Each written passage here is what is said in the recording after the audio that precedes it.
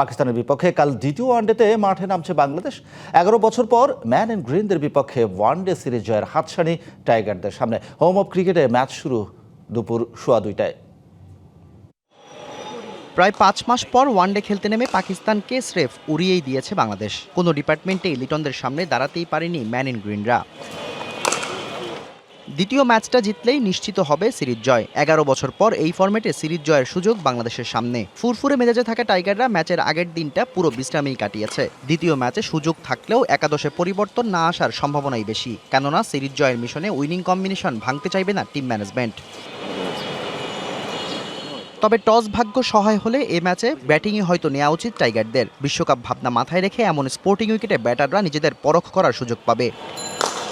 এবার নগদে পাচ্ছেন হেলিকপ্টার অফার, তাই কেনাকাটার পেমেন্ট নগদে করুন আর বুঝে নিন 2000 টাকারও বেশি ক্যাশব্যাক সহ হেলিকপ্টার রাইড। পেমেন্ট শুরু করুন আজই।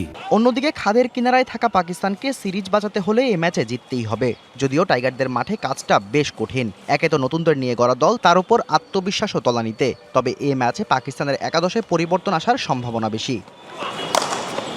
প্রথম ম্যাচে নাহিদ রানার গতির সামনে পরাস্ত হয়েছে পাকিস্তান। ব্যাট হাতে ঝোড়ো ইনিংস খেলেছেন তানজিদ তামিম। দ্বিতীয় ম্যাচে তারাই কি জ্বলে উঠবে, নাকি দাপুটে পারফরমেন্স দিয়ে অন্য কেউ নজর কাড়বে, সেটাই এখন দেখার অপেক্ষা। Shahriar Hossain, DBC news desk.